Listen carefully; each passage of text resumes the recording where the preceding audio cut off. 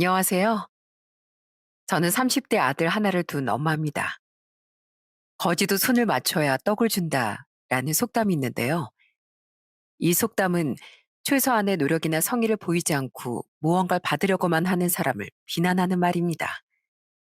아무것도 없는 거지라 할지라도 손을 맞추는 성의는 보여야 떡이라도 받을 수 있지. 그것마저 하지 않는다면 아무것도 받을 수 없다는 것이죠.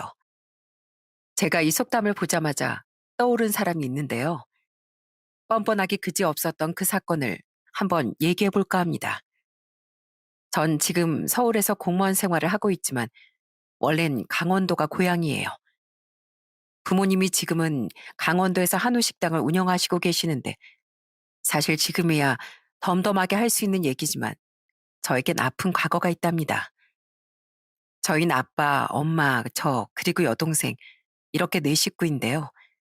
아빠는 정말 저한테 다정하고 좋으신 분이셨어요. 지금이야 주 5일 근무가 대부분이지만 그땐 주 6일이 기본이었거든요. 그런데 정말 피곤한 상황에서도 아빤 주말마다 저와 여동생을 데리고 놀이터에 나가 놀아주셨답니다. 은화야, 아빠가 그네 밀어줄게. 얼른 여기 와서 앉아봐. 와, 오늘 날씨도 너무 좋네. 은하야, 이따가 아빠랑 국수 먹고 집에 갈까? 정말? 아빠 그래도 돼? 엄마랑 동생 빼고 아빠랑 나랑 둘이서만?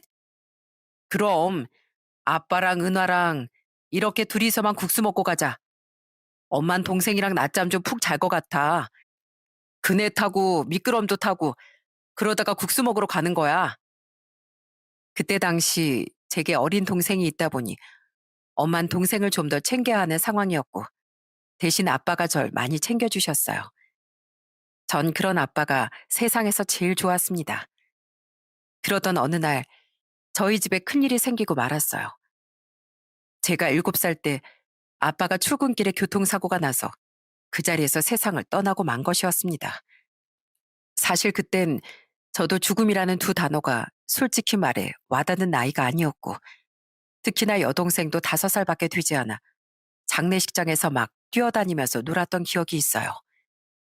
엄만 장례식 내내 슬퍼하면서 눈물을 흘리셨지만 어렸던 저희 두 자매는 현실을 잘 모르고 있었죠.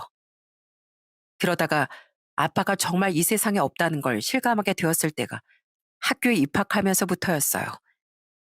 친구들이 아빠가 없다며 절 놀리기도 했었고 친구 부모님들이 절 불쌍하다며 말을 한 적도 있었죠. 더군다나 미술 시간에 가족들 얼굴을 그려보려고 하면 아빠 얼굴이 점점 잘 생각이 안 나기 시작하더라고요. 그제서야 전 이젠 아빠를 다시 볼 수 없는 거구나 실감을 했던 기억이 있습니다. 그러다 제가 초등학교 3학년이 되었을 때 엄마가 집으로 누군가를 데리고 오셨어요. 그 사람을 처음 엄마가 저희에게 소개를 해줬을 때가 있었는데 정말 낯설고 이상하더라고요. 은하야, 아저씨한테 인사해야지. 아저씨가 우리 은화랑 은지 보고 싶어서 여기 온 거야. 그러니까 아저씨한테 인사해. 오, 그래. 네가 은하로구나. 네가 은지고. 난 엄마 친구 아저씨야. 앞으로 자주 볼 것 같으니까 우리 같이 인사할까? 아저씨는 정말 온화하고 따뜻한 미소로 저희에게 말을 걸어왔습니다. 그렇지만 전 처음에 그게 좀 불편하고 싫더라고요. 딱 한눈에 봐도 엄마랑 사이가 그저 평범한 친구가 아니라는 걸 3학년이었어도 알 수 있었거든요. 그 후로도 엄만 외식을 하거나 나들이 갈 때도 항상 그 아저씨를 불렀습니다.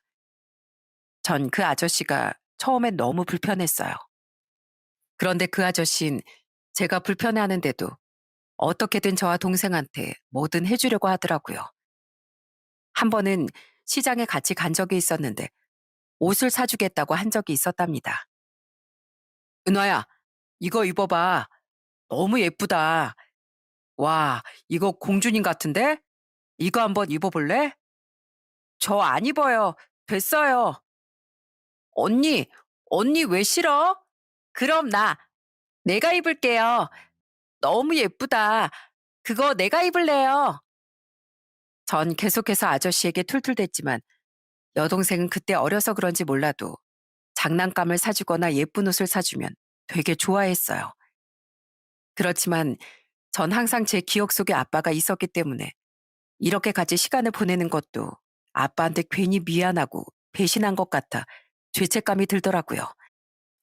그래서 아저씨를 어떻게든 떨어뜨리려고 많이 노력을 했습니다. 말을 걸어도 나한텐 아빠가 있다며 툴툴대기 바빴어요. 그렇지만 제 의사와는 상관없이 제가 4학년 때 그 아저씨와 엄만 재혼을 하셨습니다. 재혼을 하면서 저흰 아저씨와 같이 살게 되었어요. 그러다 보니 매일매일 얼굴을 마주보는 시간이 많아지더라고요. 그때 한번 아저씨가 저하고 동생한테 점수를 따려고 재혼하신 후에 놀이공원을 간 적이 있었어요. 전 그냥 괜히 그 아저씨랑 같이 놀이기구를 타고 싶지도 않은 마음이 있었고, 거기다 엄마와 여동생과 셋이서 너무 히닥거리는 게 보기도 싫더라고요.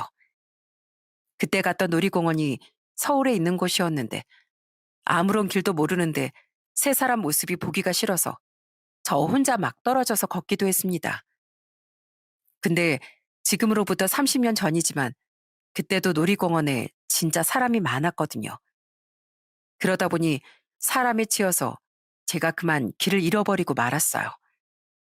나중에 원래 있던 자리로 가려고 했는데도 어딘지 도통 모르겠고 그때 정말 너무 무서워서 그 자리에서 엉엉 울고 난리가 났습니다.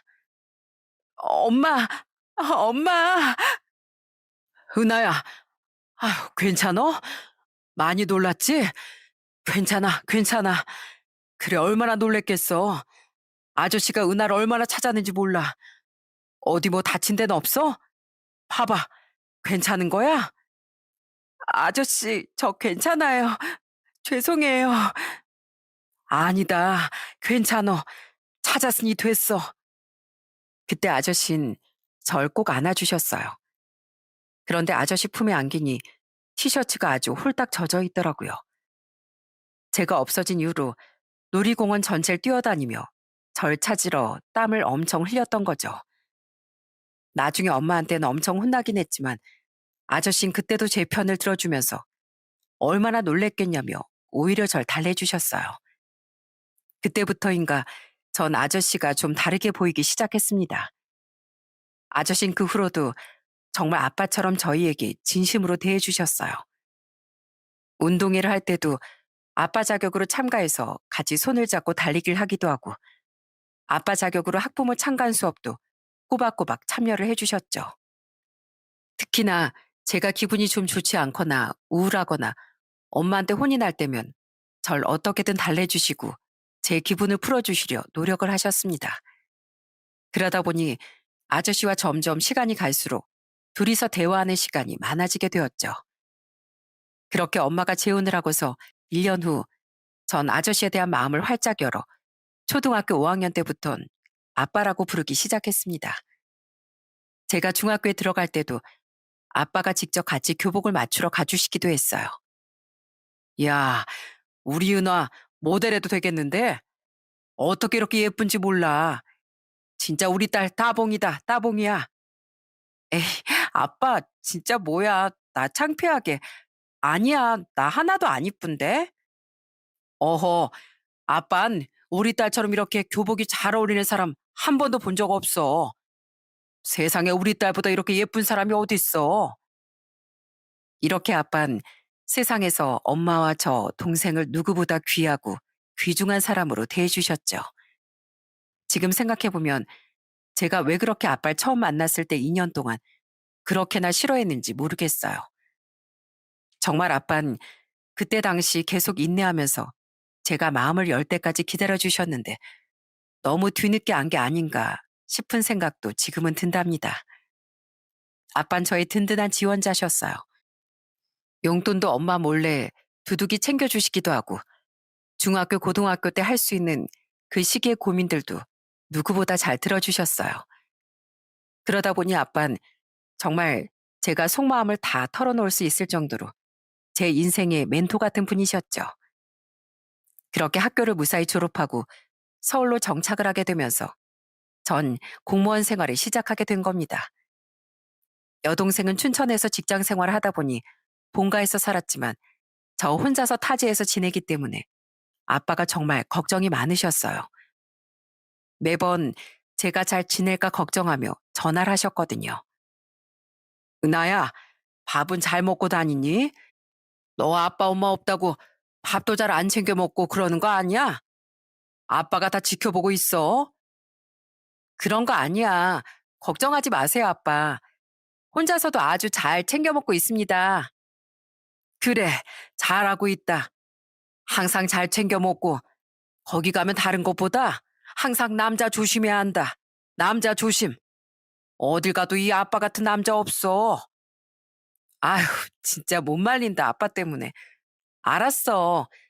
나 아빠 같은 남자 찾기 전까진 절대 남자 안 만날게. 걱정하지 마세요. 아셨죠? 그렇게 독립을 하고 난 후에도 아빠는 항상 저에게 전화를 하시며 챙기셨습니다. 제가 그때 당시 혼자 원룸에서 거주를 했는데 엄마 아빠는 반찬도 계속 보내주시고 한우 고기도 챙겨서 보내주시기도 했어요. 무엇보다 혼자 아프면 서럽다면서 제 건강에 누구보다 신경을 많이 써주셨습니다. 공무원 생활을 하면서 돈을 차츰차츰 모으며 잘 살아가고 있었어요. 그러다 30대 중반에 같이 일하는 분의 소개로 지금의 남편을 만나게 되었죠. 남편은 그때 직장 생활을 했었는데 처음 남편을 봤을 때 얼마나 놀랐는지 모릅니다. 남편이 정말 저희 아빠와 굉장히 닮은 사람이었거든요. 자상한 것도 닮았지만 안경 쓴 것도 똑같았고 키도 178cm로 똑같았고 머리 스타일도 비슷하더라고요. 그래서 첫 만남부터 호감이 갈 수밖에 없었습니다. 몇 번 더 만나보니 서로 대화도 잘 통하고 사람이 참 생각이 바르고 깊다는 게 느껴졌어요. 그렇게 연애를 시작하게 되었고 저흰 2년의 연애 끝에 결혼을 준비하게 되었습니다. 시댁은 충남 아산이었어요. 시댁엔 시부모님과 시숙, 시누이, 남편 이렇게 5식구였는데요. 아주버님은 남편보다 3살이 많았습니다. 결혼을 할 당시가 남편 나이가 37이었고 아주버님 나이가 40이었는데 아직 혼자이시더라고요. 그래서 한 번은 남편에게 물어본 적이 있었어요. 오빠, 근데 오빠 형 있잖아. 아직 결혼 안 하신 거야? 저번에 보니까 혼자라고 하시던데 아직 좋은 짝을 못 만나신 거야? 아, 아니야. 2년 전에 이혼했어. 뭐? 왜 이렇게 빨리? 아휴, 모르겠어. 형이 능력이 없어서 그렇지 뭐. 요즘 세상에 능력 없는 남자를 누가 좋아해. 조카도 한 명 있는데 형수님이 데리고 살아. 어? 그럼 형은 뭐 하시는데? 지금은 택시 운전이라고 있어. 그것도 전엔 직장 다니면 한 달 다녔다가 그만두고 뭐 5개월 다녔다가 그만두고 그러다가 결국엔 직장 생활 못 하겠다고 사업까지도 손댔었는데 그것도 망하고 형수님하고 그것 때문에 엄청 싸웠거든. 근데도 형이 사치도 심하고 펑펑 쓰니까 거의 형수님이 도망간 거나 마찬가지지 뭐. 자기 멋대로 살다가 직장 다니려고 하니 맞겠어? 아침에 일찍 일어나야 되고 하는데 뭐 지금이야 택시 운전하고 있는데 진짜 내 형이지만 나도 좀 한심해. 사실 그날 남편이 하는 얘기를 듣고 좀 많이 놀랬습니다. 원래 남편이 웬만하면 남을 비방하거나 나쁜 소리를 하는 편이 아니었는데 자기 형을 이렇게 좋지 않게 말을 하는 걸 들으니 아주버님이 보통 사람은 아니겠구나 하는 생각을 했었어요. 그런데 그런 보통 아닌 아주버님을 계속 감싸주는 사람들이 있었습니다. 그건 바로 시부모님이셨어요. 원래 시댁이 크게 잘 사는 편은 아니었지만 그래도 아파트에 살았었는데 사업 자금으로 이래저래 도와주다 보니 방 2칸짜리 빌라로 이사를 왔다고 하더라고요. 그러다 결혼 준비를 하면서 한번 시댁에 갔을 때 시모가 저에게 말을 한 적이 있었어요. 그래, 은화라고 했나? 우리 아들이 좋다니까 결혼을 시키겠다만 보다시피 우리가 좀 잘 사는 건 아니야. 우리가 해줄 수 있는 거라곤 아무것도 없어. 지금 우리 입에 풀칠하기도 힘든 상황이다 보니까 뭐 남자가 집해오고 여자가 혼수해온다고 하지만 우리 사정상 그렇게는 못할 것 같은데 너 괜찮겠니? 사실 전 처음부터 어느 정도 상황을 남편에게 들었기 때문에 예상은 하고 있었지만 이렇게 대놓고 말씀하실 거라곤 상상도 못했습니다. 너무나 당황스러웠어요.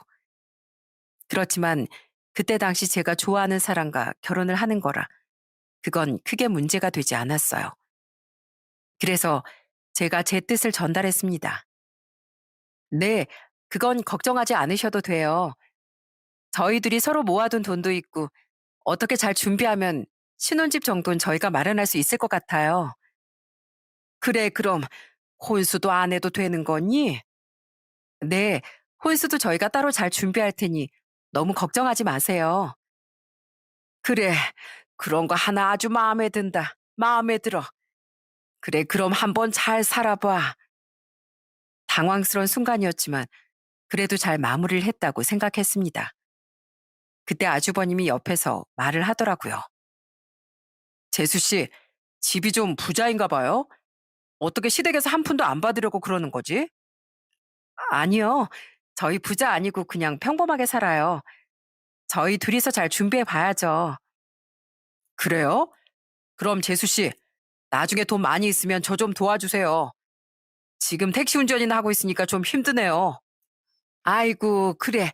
나중에 어련히 잘하겠지 뭐, 성도가. 그때 대놓고 얘기하는 걸 듣고서 너무 당황스러웠습니다. 더욱 놀라웠던 건 시모가 정말 40살짜리 큰아들을 애처럼 애지중지 대했다는 거예요. 그때 같이 밥을 먹었는데 갈비집이나 삼겹살 이런 것들이 상에 차려져 있으니 직접 아주버님께 쌈을 싸서 주기도 하고 갈비찜도 살을 다 발라서 밥 위에 올려주기도 하더라고요. 결혼할 사람은 저와 남편이었는데 우리한텐 알아서 먹으라고 하고 아주버님한텐 계속 먹을 걸 올려주면서 애처럼 대하셨습니다. 우리 아들 이거 많이 먹어. 기죽지 말고 이따가 또 택시 운전하려고 그러면 또 배고플 거 아니야. 많이 먹어. 정말 다 큰 어른을 하나하나 챙겨주는 걸 보니 정말 충격 그 자체더라고요. 근데 시모뿐만이 아니었습니다. 시부도 마찬가지였어요. 우리 아들 성도가 그래 지갑에 돈은 있어? 아버지 저 돈 없어요. 요즘 택시 손님도 없고. 알았다. 이리 와 봐라. 이거 20만 원이니까 지갑에 넣어둬. 남잔 자고로 지갑에 돈이 있어야 하는 거야. 자, 얼른 받아. 오히려 용돈을 줘야 할 나이에 부모에게 손을 벌리고 있으니 정말 그걸 보고 있노라니 너무 충격적이었습니다. 남편은 그때 서울로 저와 돌아오면서 저에게 조심스럽게 얘기를 하더라고요. 은화야, 많이 놀랐지? 그러니까 우리 집 진짜 큰아들 사랑이 유별나다니까? 그러니까 나하고 우리 여동생은 항상 뒷전이었어. 항상 뭐 장남 뭐 이러는 집이야. 그나마 다행이라고 해야 하나? 그래도 과하게 차별을 안 당했으니까. 결혼 허락을 받을 때 크게 반대가 없어서 괜찮겠거니 생각했는데 그 모습을 보고 오니까 앞으로 무슨 일이 벌어질지 좀 불길한 예감이 들기도 했습니다. 그러다 저희 친정집으로 인사를 가게 되었어요. 역시나 저희 집에선 남편을 너무나 환영해줬습니다. 그리고 그날 아빠가 정말 예상치도 못한 깜짝 놀랄 발언을 하셨어요. 그건 바로 신혼집에 대한 얘기였습니다. 은화야, 너희 신혼집 좀 알아보고 있어? 그냥 대출 좀 받아서 한 25평짜리 집 알아보면 될 것 같아. 그래? 그래도 서울 집값이 좀 비싸니. 그 돈을 어떻게 감당하려고 그래? 내가 모아둔 1억 정도랑 같이 합쳐서 대출받고 그러면서 구해야지 뭐. 그래서 말인데, 엄마 아빠가 우리 은하 결혼하니까 좀 도와주고 싶은데, 한 2억 정도는 우리가 도와주고 싶구나. 저희는 아빠의 선언에 엄청 놀랄 수밖에 없었습니다. 부모님께서 지금껏 정말 열심히 일하고 노력하며 모은 돈일 텐데, 그걸 제 결혼 자금으로 쓸 수는 없었어요. 그래서 처음엔 거절을 했었죠. 아빠 뭐예요? 아니야. 우리 모아둔 돈도 있고 부족하면 대출 받으면 돼요. 아닙니다, 아버님. 저희가 한번 저희 힘으로 해보겠습니다. 너희 마음은 알지만 2억이라는 돈을 대출받으면 이자가 얼만 줄이나 알아? 앞으로 니들 애들도 낳아야 할 거고 서울 살면 돈 나갈 일도 많을 텐데 그거라도 아껴야지. 아빤 그래. 우리 큰딸이 잘 살기만 하면 그게 이자라고 생각하면서 살게. 이건 엄마 아빠가 예전부터 생각해 둔 거니까 거절하지 말고 그냥 잘 사는 모습만 보여줘. 알았지? 김서방. 이제 김서방이라고 불러도 되나? 아, 네, 당연하죠, 아버님. 이거 내가 무슨 말 하는지 알겠지? 우리 딸이랑 앞으로 잘 살게. 그렇게 친정 부모님의 지원을 받게 되자 남편과 전 나중에 정말 꼭 돈을 갚자고 생각했습니다. 너무나 감사하게도 부모님이 주신 2억과 저와 남편이 모은 돈을 합해 4억이 조금 넘는 금액으로 저흰 25평짜리 아파트를 살 수 있었어요. 사실 처음엔 남편과 공동 명의로 하려고 했는데 역시나 남편은 속이 참 깊은 사람이더라고요. 아버님, 어머님이 해주신 2억으로 이렇게 집을 마련하고 부담도 줄였으니 그냥 제 이름으로 하라고 말을 해줬습니다. 남편은 그렇게 착하고 욕심이 없는 사람이었어요. 그렇게 신혼집까지 무사히 마련하고 저흰 결혼식을 올리게 되었습니다. 결혼식 행진을 할 때 전 아빠의 손을 잡고 행진을 하는데 아빠 얼굴을 쳐다보니까 얼마나 눈물이 났는지 몰라요. 비록 제 친아빠는 아니었지만 아빠는 제가 친자식이 아니었음에도 불구하고 15년이 넘게 절 위해 희생해주고 온전히 절 지지해주는 보디가드 역할을 해주셔서 너무나 감사했습니다. 정말 아빠 얼굴만 쳐다봐도 눈물이 날 정도였어요. 그건 아빠도 마찬가지였죠. 그리고 아빠는 절 위해서 축가도 불러주셨어요. 엄마 동생뿐 아니라 하객들도 정말 감동스럽고 흐뭇하게 바라봤습니다. 신혼여행을 떠나기 전에 저희는 아빠 엄마에게 말을 한 게 있었어요. 아빠, 엄마, 정말 고맙고 저희 진짜 잘 살게요. 아빠가 저희를 생각해 주시는 마음, 그거 나중에 제가 10배, 100배로 꼭 갚아드릴게요.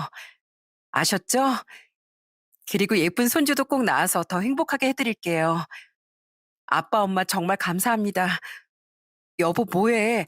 인사 안 해, 당신은? 아, 아버님, 저도 감사합니다. 어머님 감사합니다. 저희 잘 살겠습니다. 이렇게 행복하게 결혼식을 마치고 신혼여행을 갔다 왔습니다. 그 후로 서울에서 신혼생활을 시작하게 되었어요. 정말 방도 신경 써서 예쁘게 꾸미고 혼수도 아빠랑 엄마가 하나하나 다 신경 써서 가전제품까지 싹 다 마련을 해주셨거든요. 살면서 엄마 아빠가 해주신 것들을 볼 때마다 꼭 열심히 살아야겠다 싶은 생각이 항상 들더라고요. 여보, 우리 이제 진짜 잘 살자. 아빠가 우리한테 해준 돈, 나 정말 나중에 꼭 갚을 거야. 나중에 아빠도 노후 자금 필요하실 거 아니야. 괜찮다고는 했지만 자식은 부모한테 손 벌리는 존재가 되면 안 돼. 지금까지 키워주신 것만으로도 정말 고맙잖아. 그래, 우리 아버님, 어머님한테 앞으로 더 잘해드리자. 나도 정말 잘할게. 남편은 제 손을 꼭 잡아주면서 말을 했습니다. 그때 정말 제가 결혼을 잘했구나 하는 생각이 들더라고요. 정말 남편과의 신혼생활은 행복 그 자체였습니다. 서로 싸울 일도 없었고 매일매일이 행복했어요. 그렇지만 사실 그 후에 시댁에서 사소한 사건들이 조금씩 있긴 했습니다. 한 번은 남편에게 아주버님이 전화가 온 적이 있었어요. 남편이 심각하게 통화를 하더니 금방 전화를 끊더라고요. 그 내용은 2천만 원만 빌려달라는 얘기였습니다. 남편은 안 된다면서 거절을 했다고 저에게 얘기를 했죠. 그런데 얼마 지나지 않아 시모께서 남편에게 전화를 해왔어요. 엄마, 무슨 일이에요? 예, 넌 네 형이 얼마나 불쌍한지 알면서 아유, 어떻게 그럴 수가 있니? 너, 네 형이 돈 좀 빌려달라고 한 거 매몰차게 거절했다며? 어떻게 그럴 수가 있어? 니들은 결혼해서 행복하게 잘 살면서 불쌍한 네 형은 안 보이니? 형이 뭐가 불쌍해? 지금까지 형 하고 싶은 대로 다 하고 살았잖아. 지금 그러고 있는 거 다 형이 만든 거야. 누굴 탓해? 그리고 우리가 돈이 어딨어? 너 그 신혼집도 있고 그러지 않아. 대출이라도 좀 받아서 해주면 될걸. 왜 네 처가 안 된다고 하디? 그런 게 아니라 내가 싫다고, 내가 그렇게 해주기 싫어서 그런 거니까 그런저나 나한테 좀 하지 마세요. 옆에서 다 듣고 있었던 전 너무나 당황스러웠어요. 다짜고짜 돈을 빌려달라는 아주버님도 이해가 안 됐지만 무조건 형한테 다 해줘야 한다는 심호도 정말 이해가 되지 않았어요. 다행히 그땐 저한테까지 연락이 오지 않았고 남편이 냉정하게 끊었기 때문에 그저 지나가는 에피소드라고 생각했습니다. 그렇게 결혼을 한 지 8개월이 지나고 전 임신을 하게 되었어요. 임신 소식을 전하니 남편이 진짜 뛸 듯이 기뻐했습니다. 여보, 나 진짜 아빠 되는 거야? 내가 정말 이제 아빠가 되는 거야? 와, 진짜 너무 신나. 나 애 정말 많이 낳고 싶었는데 나도 정말 아빠가 되는구나. 와, 그렇게 좋아? 내가 봤던 당신 모습 중에 오늘이 왠지 제일 좋아하는 것 같다. 당연하지. 당신이랑 나랑 둘 사이에 아이가 생긴 건데 당연히 좋고 말고. 여보, 뭐 먹고 싶은 거 없어? 내가 가서 당장 사올게. 그리고 세상 누구보다 더 기뻐하는 사람이 있었는데요. 그건 바로 우리 부모님이셨어요. 엄마 통화하면서 들었던 얘기가 있는데 그때 진짜 많은 감동을 받았습니다. 은화야, 아빠가 너 임신했다는 거 듣고 얼마나 울었는지 몰랐지? 엄마도 엄청 놀랐어, 얘. 아빠가 그 어린 꼬맹이가 이제 엄마가 된다면서 어찌나 감격스러워하는지 난 네 아빠가 너 낳은 줄 알았다. 어머, 진짜? 어제 아빠한테 말했을 땐 그냥 좋아하는 것만 같았는데 울기까지 했다고? 그 정도로 좋아했다는 거야? 그래, 네 아빠 당장 너 보러 간다는 걸 내가 옆에서 겨우 뜯어 말렸어. 벌써부터 우리 딸 산후조리는 어떻게 해야 하는지 찾아보고 아주 난리다 난리. 은하야, 이젠 항상 너 몸 조심해야 돼. 무리하지 말고 푹 쉬어줘야 돼. 그리고 스트레스 받으면 안 된다. 알았지? 힘들면 언제든지 엄마랑 아빠가 달려갈 테니까 아무 걱정하지 마. 정말 엄마 아빠는 저에게 너무나도 든든한 존재였습니다. 남편은 그 후로 저를 더욱 아껴줬어요. 혹시라도 배가 불러오면서 힘들진 않을까 싶어 남편 혼자 설거지도 다 해놓고 빨래도 다 해놓고 청소 같은 것도 제가 신경 안 쓰게 혼자 깔끔하게 다 해놓기도 했습니다. 제 손에 물 한 방울이라도 묻을까 싶어 제 옆에서 누구보다 부지런하게 집안일을 했던 게 남편이었어요. 시댁에서도 제 임신 소식을 듣고서 너무나 좋아하셨어요. 며느리, 축하한다, 축하해. 어떠니? 입덧은 좀 하니? 하여튼 간에 너무 축하한다. 감사합니다, 어머님. 몸은 아직 괜찮아요. 입덧도 안 하고요. 그래, 그래. 역시 우리 집안 애들은 뱃 속에서부터 아주 착하구나. 몸 괜찮다니 다행이야. 뱃속 애기 잘 키워서 예쁜 아들 낳아라. 그렇게 저흰 아이를 맞이할 준비를 하게 됐습니다. 전 휴직을 하고서 출산과 태교에 전념을 다했습니다. 배가 점점 불러오기 시작하니 설레기도 하고 기대가 되기도 하고 긴장도 많이 되더라고요. 그러다 임신을 한 지 8개월이 지났을 무렵 전화 한 통을 받게 되었어요. 그건 바로 시모였습니다. 은하야, 출산 준비는 잘하고 있니? 네, 옆에서 남편이 많이 도와준 덕분에 잘하고 있어요. 신경 써주셔서 너무 감사합니다. 그래, 근데, 저, 있잖아. 그 네 시숙이 말이다. 서울로 지금 좋은 직장을 발령받았어. 어머, 그래요? 축하드려요, 어머님. 축하드려야 할 소식이네요. 그래. 근데 말이다. 이 서울로 발령이 났는데 지낼 곳이 없다는구나. 당분간 혹시 너네 집에서 좀 지내면 안 되겠니? 전 시모의 말에 너무나 당황스러웠습니다. 아무리 그래도 이제 산딸이 2달도 채 남지 않은 시점에서 갑자기 아주버님을 저희 집으로 보낸다고 하니 너무 갑작스럽더라고요. 그래서 전 정중하게 거절하기로 했습니다. 어머님, 근데 제가 좀 너무 갑작스러워가지고요. 그리고 어머님도 아시다시피 제가 출산일도 얼마 안 남았잖아요. 뭐? 그럼 너 지금 안 된다고 하는 거니? 너희 저번에도 2천만 원만 빌려달라고 했더니만 거절하더니 너 지금 우리 아들을 무시하는 거야? 우습게 보는 거니? 아니에요, 어머님. 화를 내실 게 아니라 저희도 지금 이제 아이 낳을 준비를 해야 돼서 정신도 없고 좀 힘들 것 같아서 말씀드린 거예요. 우선 남편하고 상의 한번 해볼게요. 상의는 무슨 상의? 딱 5일 뒤에 올라가니까 안방 거기 네 시숙 좀 줘라. 네 시숙이 작은 방을 쓸 수는 없잖니. 저번에 가보니까 작은 방은 2개나 있던데 니들이 작은 방 2개 사용하고 안방은 네 시숙 주면 되잖아. 딱 5일 줄 테니까 그때 내가 네 시숙하고 같이 올라갈 거야. 그러니까 안방 좀 이쁘게 꾸며놔라. 끊는다. 일방적으로 딱 끊어버리는 시모의 전화에 정말 기가 찼습니다. 부탁을 해도 모자랄 판에 명령이라니 너무나 어처구니가 없었어요. 결혼할 때도 한 푼도 도와준 적도 없고 밥숟가락 하나도 안 사줬던 시댁이었는데 그렇게 끔찍이 아끼는 큰아들이 서울에 발령받았다고 하니 안방을 뺏으려고 들더라고요. 여러분, 이게 말이 되는 소린가요? 내일 모레면 이제 출산 앞두고 있는 며느리한테 자기 큰아들이 가니까 안방을 비워놓으라는 게 말이 되는 소린가요? 전 그래서 퇴근한 남편한테 남편이 오자마자 이 얘기를 바로 꺼냈습니다. 여보, 어머님이랑 혹시 통화했어? 아니, 아까 전화 왔는데 나 바빠서 못 받았거든. 근데 왜? 안 그래도 내가 다시 하려고 그랬는데.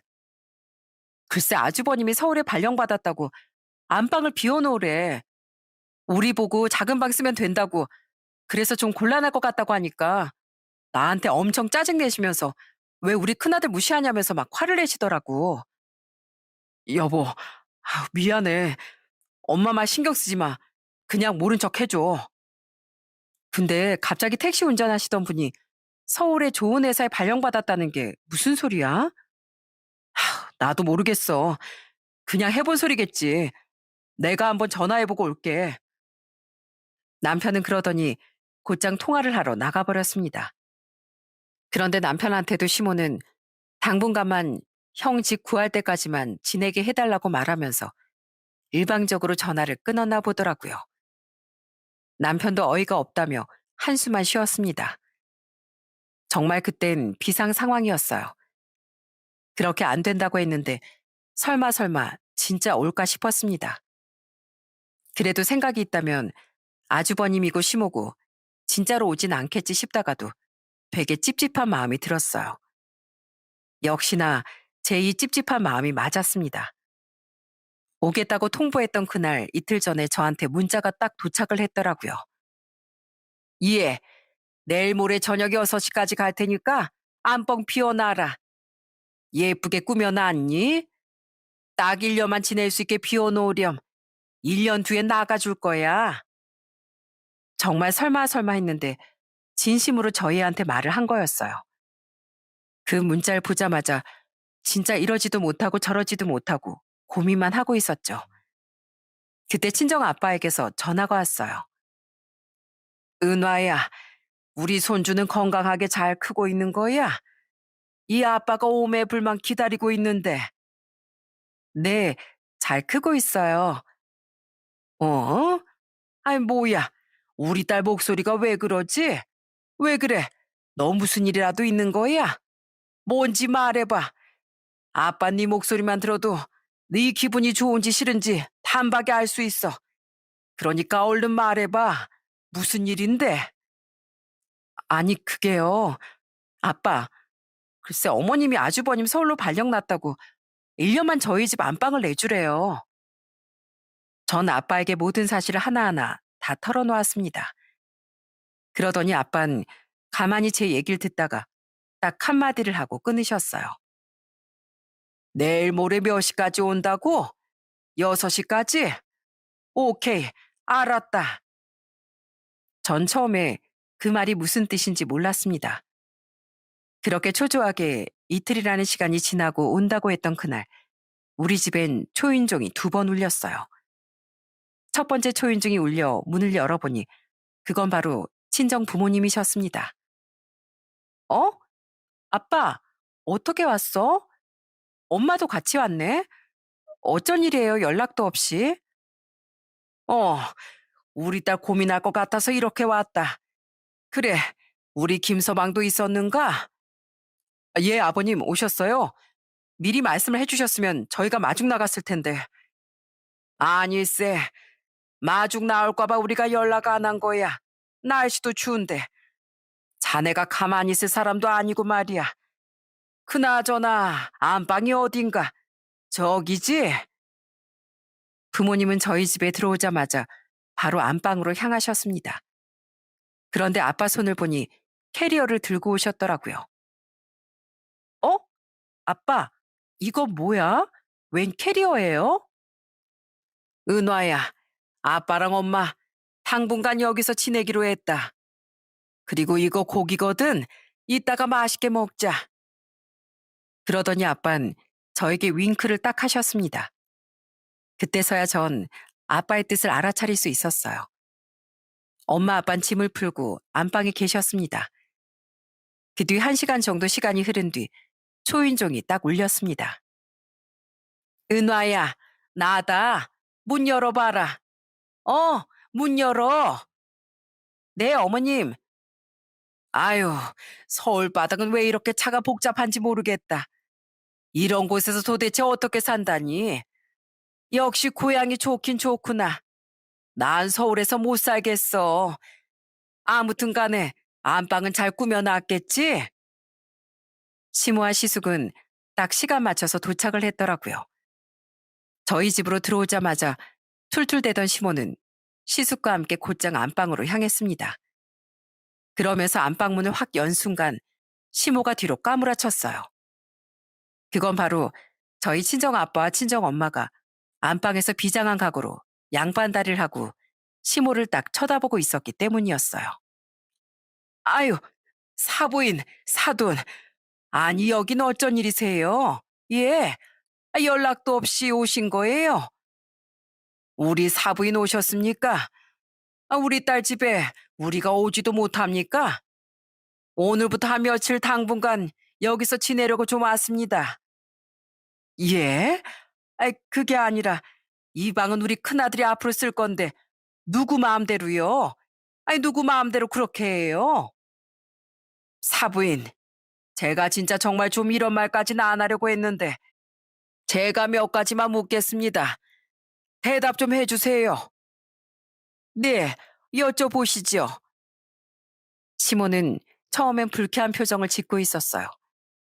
그런 시모에게 아빤 담담하게 얘기를 꺼냈습니다. 그럼 안사돈께선 여기 이 집 얻을 때 10,000원 한 장 보태준 적이 있습니까? 아니요. 그럼 사돈이 이 집 얻을 때 혼수 사는데 뭐 하나라도 사준 적이 있습니까? 아니요. 사돈 그럼 우리 딸 결혼하고서 시원하게 뭐 금전적으로 도와준 적은 있으십니까? 아니요. 다 없으시죠? 근데 무슨 자격으로 이렇게 이 안방을 턱하니 차지하려고 그럽니까? 얘기 들으셨을지 모르겠지만 이 집엔 저희 지분도 있습니다. 절반이요. 저희가 이 신혼집 얻으라고 2억을 보태줬어요. 2억을요. 시모는 아빠의 말에 아무런 말도 하지 못하더군요. 옆에 있던 엄마를 쳐다봤더니 아주 웃음을 참으려고 막 다리를 꼬집고 있더라고요. 시모의 표정이 얼마나 웃겼는지 모릅니다. 그리고 아주버님은 옆에서 꿀먹은 벙어리처럼 도대체 이게 무슨 상황이지 싶은 표정으로 그냥 쳐다만 보고 있더라고요. 그때 저희 아빠가 다시 말을 꺼냈습니다. 은하야, 아빠가 그 소고기 가지고 온 거, 그 소고기랑 반찬들 이제 꺼내서 먹자꾸나. 이제 저녁 먹어야지. 배고프다. 빨리 고기 좀 먹자. 김서방, 얼른 가서 상 좀 차리자고. 네, 아버님. 알겠습니다. 아빠의 말에 저와 남편은 바로 저녁상을 차렸습니다. 그런데 정말 뻔뻔하게도 시모와 시숙이 딱 그 상에 앉더라고요. 그러더니 젓가락을 들기 시작했어요. 그 순간 아빠가 바로 두 사람을 제지했어요. 잠깐! 사돈 지금 뭐 하는 겁니까? 예? 밥 먹으려고. 사돈, 그 밥이 있지 않습니까? 저희가 사준 겁니다. 저 봐, 우리가 사온 거라고요. 사돈이 산 거 아니지 않습니까? 그 숟가락 젓가락도 있죠? 그것도 저희가 사준 거예요. 이런 거 구분을 해야죠. 이만 손 놓으시죠. 아빠의 말에 시모와 시숙은 그대로 뻘쭘해 하더니 숟가락 젓가락을 놓았습니다. 그러면서 우리들이 먹는 모습만 멀뚱히 쳐다보며 입맛만 다시더라고요. 그러다가 물이라도 마실까 싶었는지 냉장고에서 물을 꺼내 먹으려고 하더라고요. 그런데 그 순간 또 바로 아빠가 제지를 하셨어요. 잠깐! 사돈! 놓으세요. 그 물병 놓으시라고요. 또 왜 그러시는데요? 그 냉장고 있죠? 그것도 다 제가 사준 겁니다. 그러니까 그 안에 있는 건 드시면 안 되겠죠? 생각해보니까 그 컵도 제가 다 사준 거라서 물도 먹지 마셔야 되겠어요. 먹지 마시고 가서 사서 드세요. 전 세상에서 제일 싫어하는 게 뭐냐면 아무것도 해준 거 없으면서 바라기만 하는 사람을 제가 제일 싫어합니다. 예? 무슨 말인지 아시겠어요? 냉장고며 세탁기며 이 혼수 가전제품 사주고 이 집 2억 보태주려고 그 돈 모으느라 얼마나 우리가 열심히 살았는 줄 아십니까? 아침 일찍부터 일어나서 저녁 늦게까지 식당 운영하면서 손님들 비유 맞춰가면서 번 돈이라고요. 근데 지금 사돈은 그걸 꽁으로 쓰고 우리 딸 안방을 차지하려고 했지 않습니까? 인정하세요? 안 하세요? 인정합니다. 저한텐 그렇게 통보하던 시모는 어디 갔는지 말 그대로 전형적인 강약 약강이 바로 시모였더라고요. 아빠가 그렇게 말을 하니까 물도 못 마시고 그냥 그대로 주방에서 시모는 나와버리고 말았어요. 약한 사람들한텐 강하게 나가고 강한 사람한텐 약한 척을 하는 시모를 보니 참 기가 찼습니다. 그리고 아주버님도 옆에서 그냥 우리 눈치만 보고 있었어요. 시모는 아무런 말도 하지 못한 채 고개만 숙이고 있었습니다. 그러더니 아빠가 딱 그 모습을 보고 말을 하시더라고요. 사돈, 여기 좀 앉아보십시오. 예, 사돈 많이 기분 나쁘시죠? 압니다. 그래도 사돈은 제가 왜 이렇게 행동하는지 아십니까? 시모는 아빠의 물음에도 아무런 대답을 하지 못했어요. 그러자 아빤 크게 숨을 한 번 쉬시더니 말을 이어나가셨어요. 사돈, 우리는 부모이지 않습니까? 나 우리 김서방 정말 너무 좋아합니다. 사람이 진국이고 우리 딸이 그래서 정말 결혼 잘했다고 생각해요. 우리 김서방 정말 최고죠. 그리고 우리 딸도 부족하지 않다고 생각합니다. 근데 우리 딸이 지금 이제 좀 있으면 뱃속에 손주가 태어날 건데 이런 상황에서 지금 안방을 비우고 작은 방을 써야 한다고 그렇게 말을 해야 되겠습니까? 그래요, 안 그래요? 예, 좀 그러네요. 근데 왜 그러셨어요? 사돈 총각도 마찬가지입니다. 이제 나이가 40이 넘었으면 혼자서도 충분히 살아갈 수 있지 않습니까? 이 세상에 일할 것도 많고 많은데 공장도 있고 공사 현장도 있고 배달 일도 있는데 그런데 왜 그런 것들을 다 작은 아들한테 책임을 전가하시려고 하는 겁니까? 저흰 우리 큰아들이 불쌍해서요. 그래서 그런 겁니다. 전 솔직히 사돈하고 잘 지내고 싶습니다. 무엇보다 제가 아끼는 우리 김서방 어머님 아닙니까? 잘 지내고 싶다고요. 그런데 제가 오늘 여기 온 이유도 너무 화가 나서 제가 이렇게 가방을 들고 찾아온 겁니다. 자식들한테 그렇게 행동하시면 안 되시죠? 뭐 사돈 맥주 좀 드시나요? 예, 술 좋아합니다. 김서방 가서 냉장고에서 맥주 좀 꺼내오게. 아빠의 말에 남편은 바로 맥주를 가지고 왔어요. 그러더니 아빤 심없게 술 한 잔을 따라주시더라고요. 전 그 모습을 보면서 참 이런 게 부모의 마음이구나 싶더라고요. 그저 우리 자식만 잘나고 아까운 게 아니라 어떻게든 상황을 현명하게 풀어나가 자식에게 문제가 생기지 않게 하는 게 부모구나 싶었습니다. 아빤 심없게 맥주를 따라주시곤 진심을 전하셨어요. 오늘 일은 제가 진심으로 사과드리겠습니다. 저도 제 딸이 저한테 너무도 귀한 딸이라서 우리 딸한테 함부로 한 사람들한텐 저 정말 가만히 있질 못합니다. 어떤 사람이든지 제가 용납을 못합니다. 근데 사돈이라고 해서 제가 여기로 올까 말까 고민하다가 이렇게 찾아오게 된 겁니다. 제가 이렇게 부탁드리겠습니다. 우리 딸도 좋은 사람이잖아요. 아마 사돈만 잘 지내고 싶다는 마음만 있으시다면 둘이서 정말 고부 갈등도 없으실 거고요. 그러니까 이 한 잔 받으시고 기분 푸시고 우리 딸한테 잘해주시면 안 되겠습니까?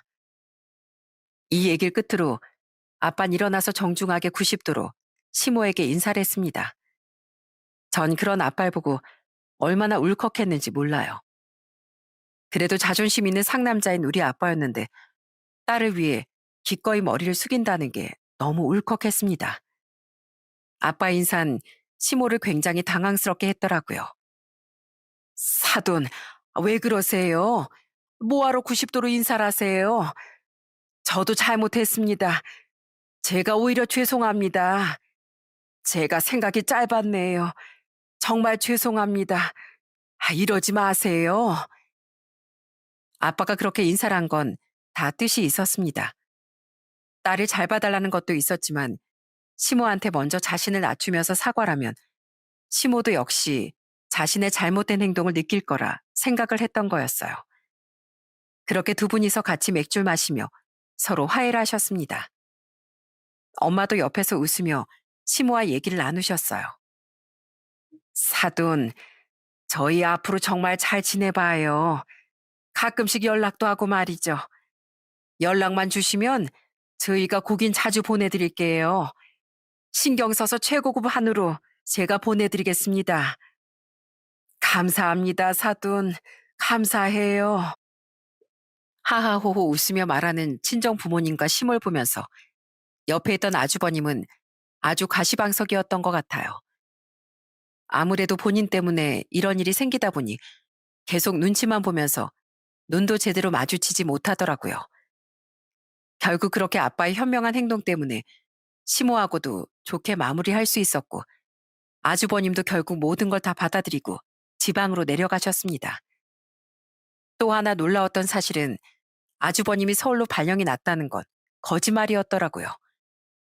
아주버님이 그냥 무작정 서울에서 살고 싶었는데 지낼 곳도 없고 돈도 없으니 무작정 우리 집 안방을 비워두라고 했던 거였습니다. 그렇게 결국 두 분은 다시 내려가시고 이후로 저와 시모 사이에선 갈등도 없었어요. 이 일이 있고 나선 서로 눈치를 보면서 전 며느리로서 해야 할 도리를 다하고 시모도 어른으로서 저에게 할 도리를 하면서 잘 지내고 있어요. 아주버님은 지금도 계속 택시 운전을 하고 있습니다. 더 이상 우리에게 손을 벌리지 않고 스스로 생활하면서 돈을 벌고 생활하고 있답니다. 그렇게 모든 것이 잘 자리를 잡아 돌아가고 있어요. 전 예쁜 사랑스러운 아들을 출산했어요.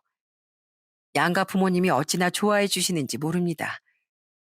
아빤 정말 눈에서 꿀이 떨어질 것처럼 저희 아들을 보러 오신답니다. 까르르 까꿍. 아이고, 우리 손자 어떻게 이렇게 이쁘냐? 엄마 닮아서 이쁜가? 아빠를 닮아서 이쁜가? 아니지. 이 할애비를 닮아서 이렇게 예쁘지? 얼른 쑥쑥 자라라. 할아버지가 너 하고 싶다는 거 다 사줄게. 아빠 아주 그냥 손주한테 다 주겠어 아주. 엄마 아빠 잘 봐. 이러다가 집에 우리 아들 데리고 갈 것 같아. 안 그래도 오늘 네 아빠 손주 집에 데리고 가겠다고 너 화장실 갈 때 얼른 가자고 하더라. 너 아들 뺏기겠어. 네 아빠 잘 봐라 잘 봐. 으이구 진짜 못 말린다니까 우리 아빠.